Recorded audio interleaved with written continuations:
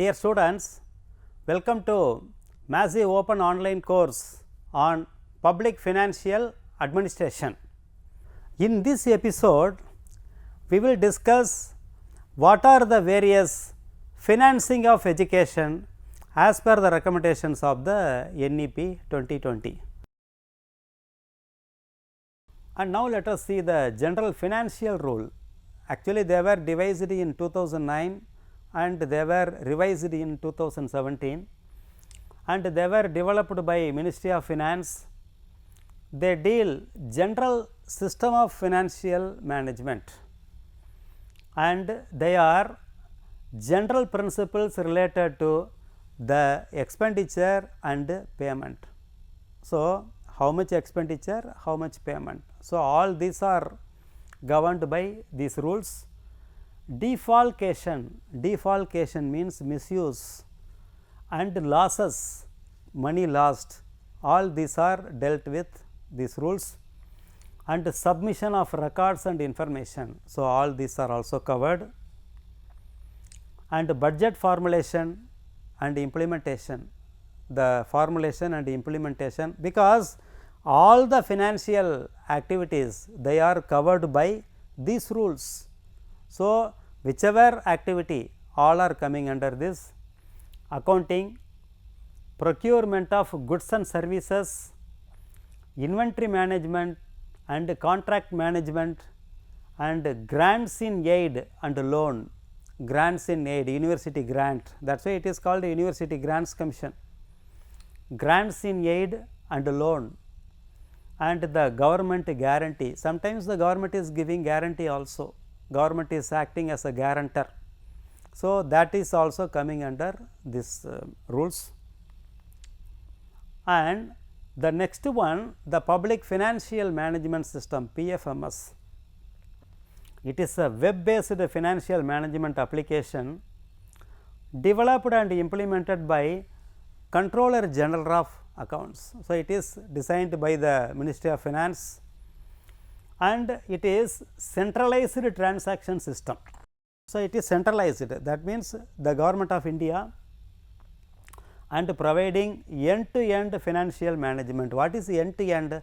From one end the central government, from the other end the beneficiary. For example, the Prime Minister Awas Yojana or the MNREGA, all these are coming under this scheme. So, the central government is releasing the fund and directly they are deposited to the stakeholder. That means, in his account the money is deposited. That means, that end to this end, that is called the end to end financial management to all the stakeholder. It is not a question whether it is a government or private or a bank or a Kisan or whoever it may be. It is all end to end financial management system. It is one of the perfect management system, and these are the stakeholder. So, the DDO, the drawing and dispersal officer, PAO, that is payment and accounts officer, state government, the program implementation agency, whether it is an NGO or school or college, and commercial bank. All the banks are connected, whether it is a public sector or private sector, rural or cooperative, all kinds of banks are connected to this, and therefore, anywhere to everywhere the funds are moved or they can flow. And external system, MIS, management information system, because time to time that we have to analyze the system, that is called the analytics, and for that the MIS, the management information system, and C, citizen.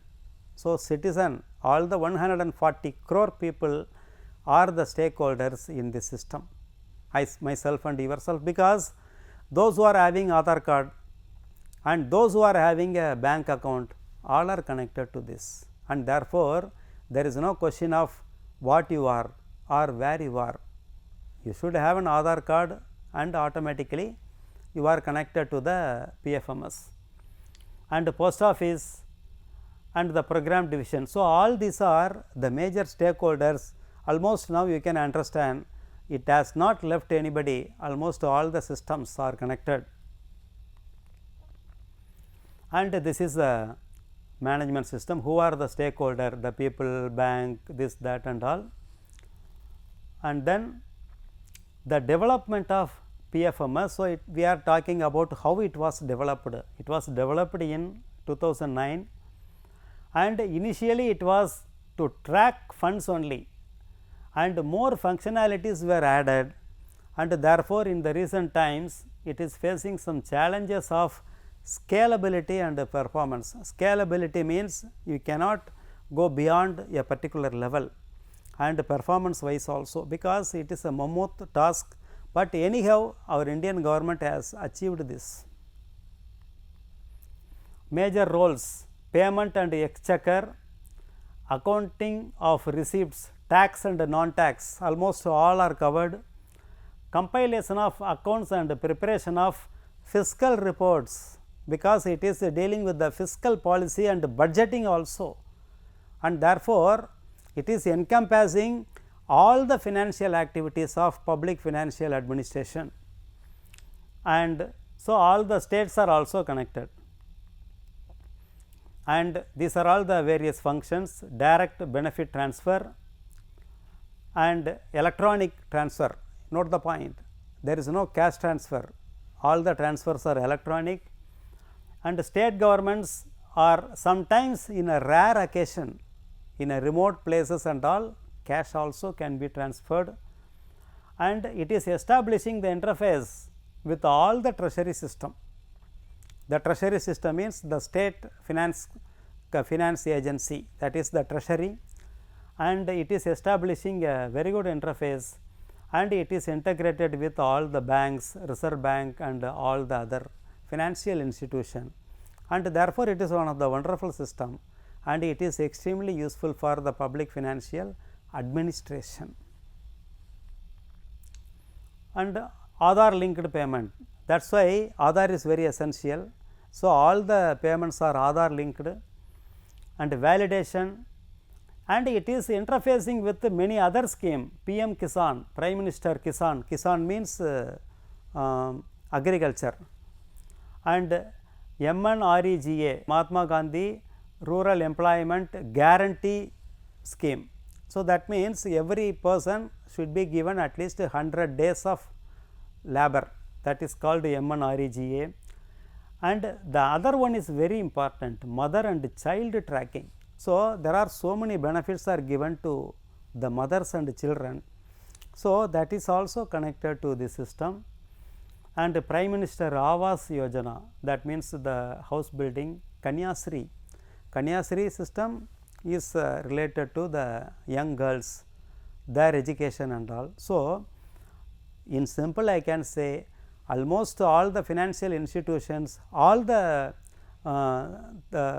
various schemes, they are all connected to this system PFMS.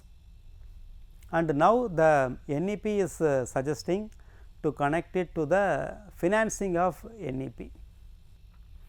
And so, the function, that is a flow diagram that easily that you can understand. And what are the characteristics?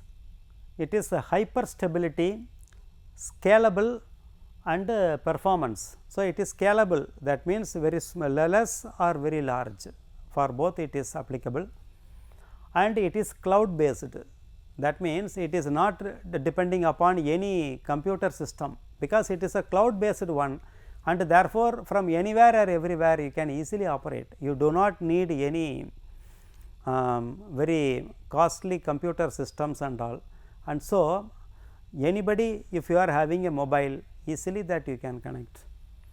Comprehensive DBMS, the database management system is very comprehensive, and it is having this facility also, artificial intelligence, bots. Bots means automatic answering systems or the robots, and that is shortened as bots, that means automatically answering system also. Blockchain, blockchain is a new technology, and fraud analytics, the data analytics, that means it is one of the most advanced system that our Indian government has formulated. And high latency, low bandwidth.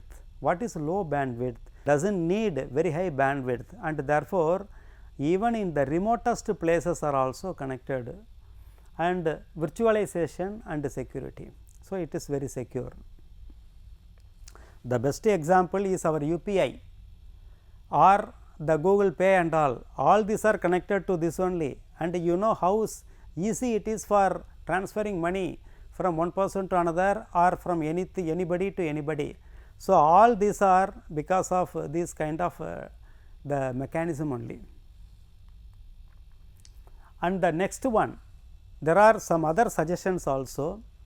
It is one of the suggestion, the gender inclusion fund, because the NEP is advocating for inclusivity, and particularly the female literacy in India is little bit less than that of the males, and therefore, the NEP is suggesting gender inclusion fund and special education zone.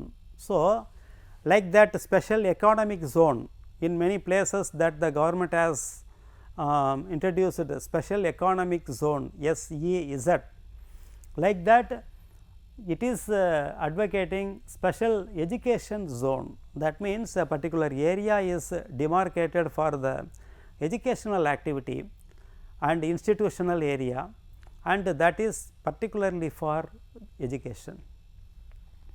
And SEDG, socio-economically disadvantaged group, and PWD means people with disability. So, all these people should be given importance, and gender inclusion fund and special economic zone, equitable quality education for all girls, transgender, because that is also a marginalized group. So far they are not given any education, nobody knows what they are learning or doing, but they also should be given education, differently abled.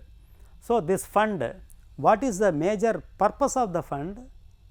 It is used for improving sanitation.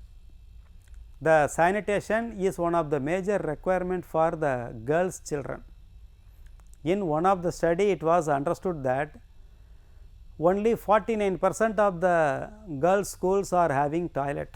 You can imagine what a grave situation it is. So, what about the rest? Naturally, the children are dropping out, only 49% of the schools are having toilets particularly for girls. So, naturally, the girls children they cannot sustain, and therefore, they are dropping out, and so the toilet, sanitation and bicycle, because the girl children they cannot transport from one place to another just like that as the boys are moving, and therefore, they need some transportation mechanism, because most of the villages they are far from the schools, and therefore, the transportation mechanism. So, giving the bicycle. So, in Tamil Nadu long back bicycles were given to all the girls, even now also they are given, because that is one of the essential thing for improving the education quality and standard also, and that is a very successful scheme. And the scholarship, the girls scholarship, that is given by most of the governments, and special hostel, that is very important, because the girls are not having the proper amenities in their homes, and so the hostel facility, the bridge courses and fee waivers, because most of the people, marginalized people, they are joining the education system at a very late age, 8 years or 9 years and all. So, they cannot go in pace with the other children, and therefore, we need some bridge courses also and fee waivers also. So, these are the features of the gender inclusion fund. So, this is one suggestion given by the NEP, and the other one, technology integration fund. What is it? What is technology integration? Because we have already discussed the whole education that is going to be technology driven, and that means the mobile or the satellite or the TV or the internet or the cloud, the social media or some other devices, all are going to be involved in the education. Mostly NEP suggests the education should be online, not offline, and it is blended. Blended means it is a combination of the classroom education. Classroom education will be there, but at the same time digital education, online education also will supplement. And so, now the question comes, where is the money, how to achieve it, and therefore, it has suggested the technology integration funds. See, one study, it has found that there is a large digital divide among the school children. Digital divide, that is another divide, another disadvantage. Most of the people in the lower economic background, they are not having the mobile or the computer systems, and so 6% of the school children from class 1 to 12 are having access to computer. So, we are trying to introduce the computer based education. If they are not at all having the basic computer and all, then there is no question of giving education to them. Only 6% are having that facility, and 4.6% are access to the internet facility, and the rural urban divide is more than 11%. That means, there is a large divide between the technology rich and technology poor. So, the poverty does not mean that money only, the technology also is creating some divide. And NEP 2020 is suggesting to create funds to enhance the use of digital means for sustainable, uninterrupted, equitable and quality education. Suppose if you want to have a sustained education, then naturally you have to invest on the technology. There is no other go also.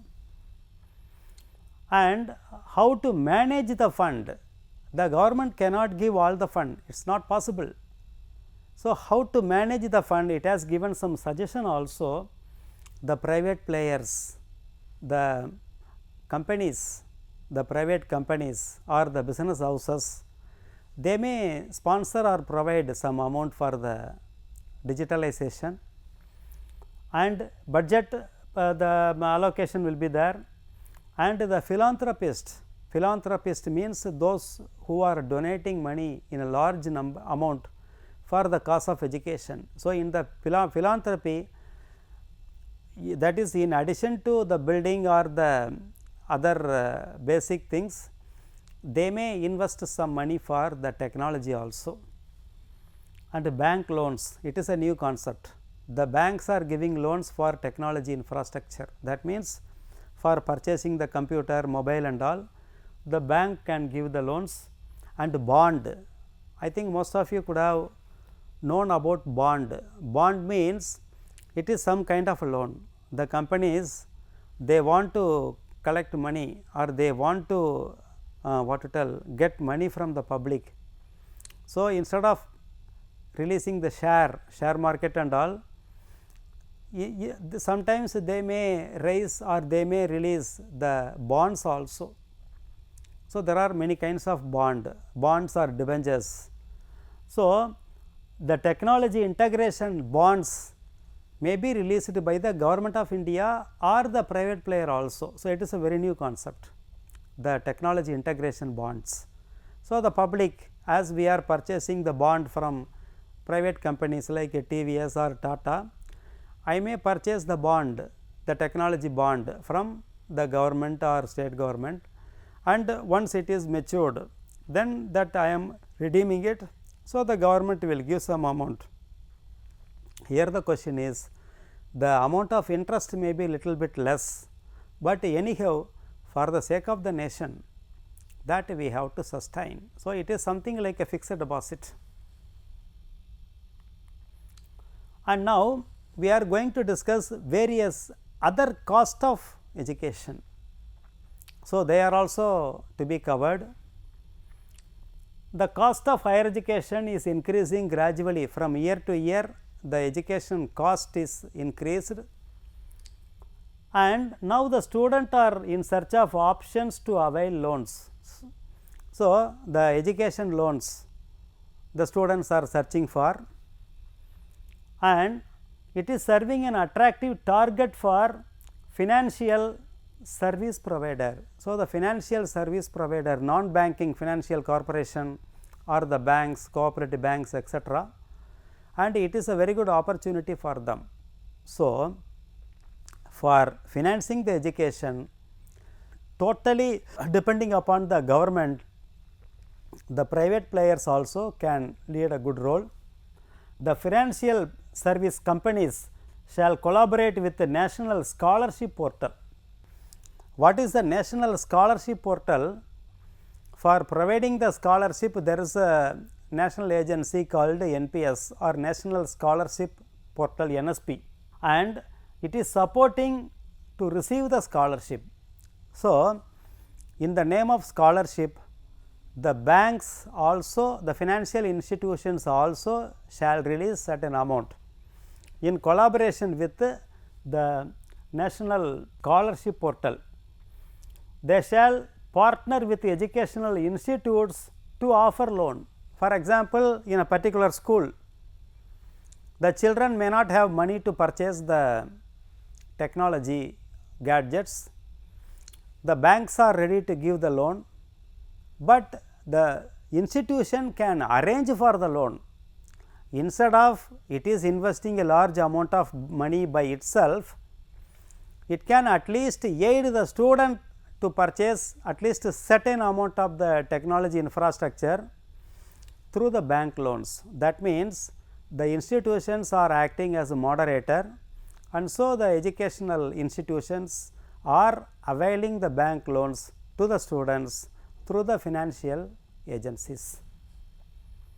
And increased focus on vocational education, and therefore, it is introducing a modern concept called vocational education loan. That means, previously loans were not given for vocational education, the loans were given only for the professional education. Now, the government is advising the financial agencies to provide loans for vocational education also, because that is the dire necessity or that is the need of the hour. So, these are the various costs involved in the higher education.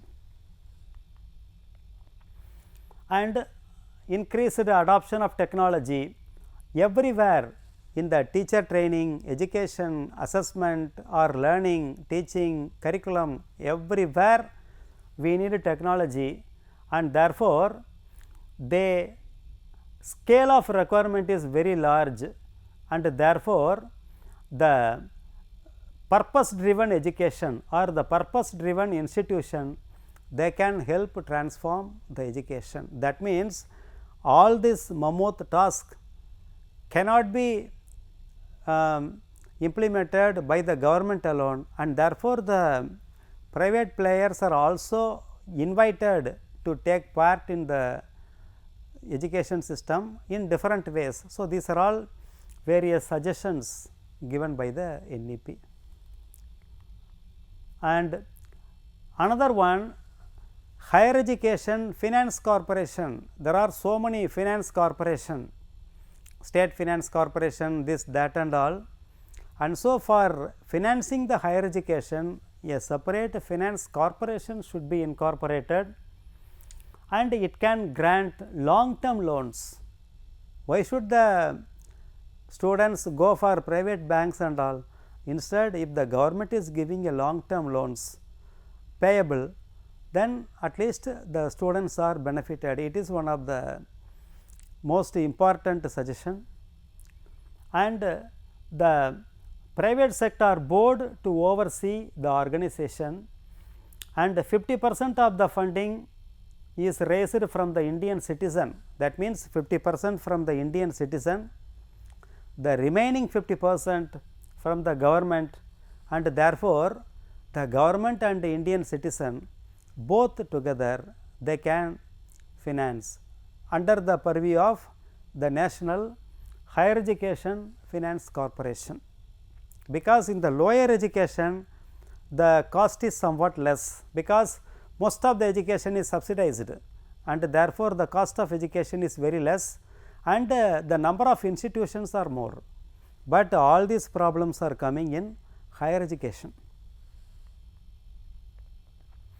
And some other innovative devices like impact bond or the even the non-banking financial corporation, they can give technology loan for the institution. So, that is also one of the suggestion. Actually, in what way they are going to impact the society, because when the government itself is giving all the suggestion, naturally the financial institution automatically that they will come into play and therefore, the students or the stakeholders are benefited at large. And the next one is the research. The research is one of the most important, at the same time very costly. It includes the cost of PhD student, staff hired, lab, equipment, library, travel, field work, administration and all that, so on and so forth. So, the research is very cost. At the same time, without research there is no innovation at all, and the developed countries they put enormous amount of funds for the research, but in India that culture has to be developed, and therefore, the funding research is another aspect of the financial administration. And research in both government and private university is considered as a public good. For example, if I am doing some research, that is a public property, it is not my own property, and therefore, in a long run it is helping the economic growth, and therefore, at least for that sake the research should be motivated. And the NEP also supporting for research. Now, let us see how to fund research. So, what are the various funding agency for research? The universities, the project based funding, for every project some amount is given by the project agency, that is a meager amount that cannot be utilized for other purpose also. So, in that way that is a very less amount, and depending upon the focus area, that is important, because the funding is not given for all the areas. Say for example, certain area engineering, medicine or agriculture and all, you can get a large amount of fund, science and technology, but certain areas like history or anthropology and all, the funding is very less, and therefore, the government, the duty of the government is to fund for that research also, because the historical cultural research is also important for the society, and therefore, in a large scale we have to fund research in other domains also, and a good deal is completely exploratory and blue sky research. What is blue sky research?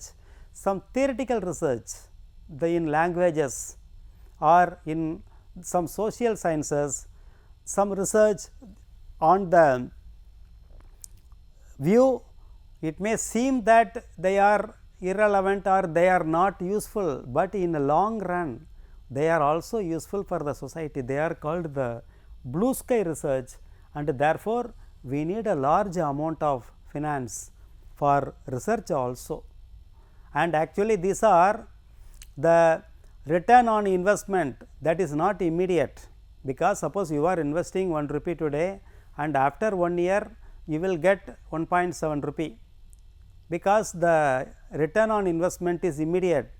But if you are investing in research, it may take years or decades, and therefore, the return on investment is a time consuming process, then also it has to be undertaken.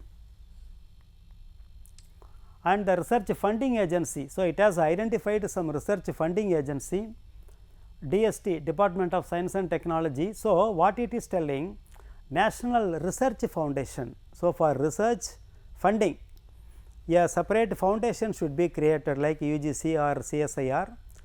The National Research Foundation should be created, and it has to be connected with the existing body DST, MEI, TY, DBT and all. So, these are all various funding agency, and it can give the funding for the research and the grant.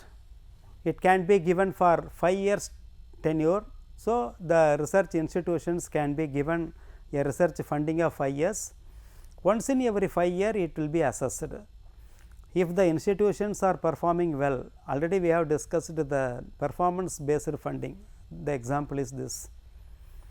If the institution is performing well, in the next term it will be given more funds also.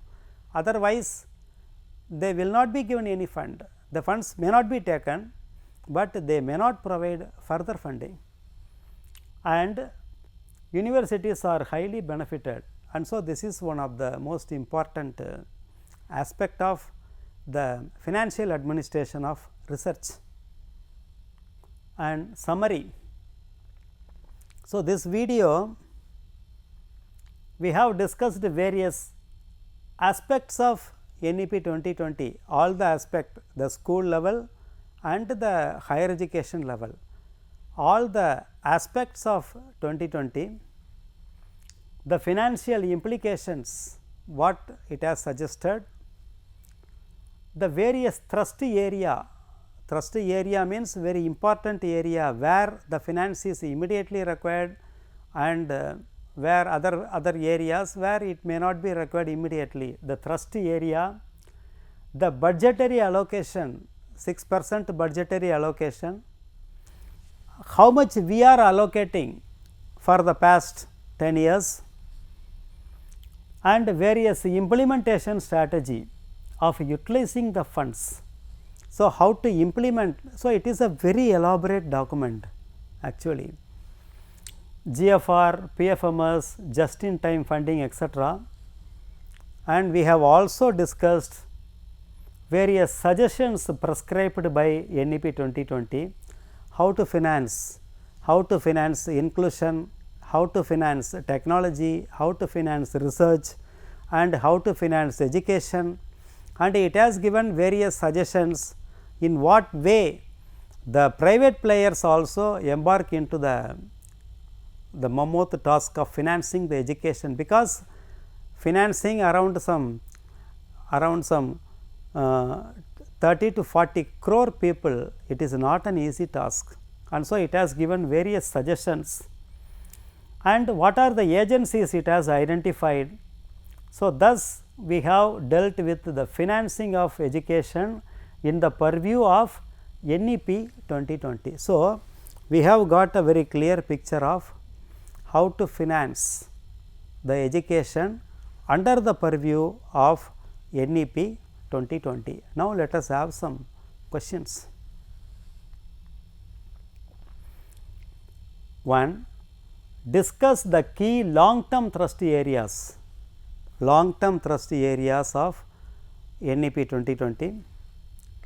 Briefly explain the funding of education in India and some foreign countries, how the funding is done in India and foreign countries. So, I have given a URL of the website also. So, I suggest you, all of you, please take the URL and yourself you understand what are the funding patterns of various countries, and I have given the URL for some other agencies like Diksha or the higher education portal Diksha or the Swayam Prabha.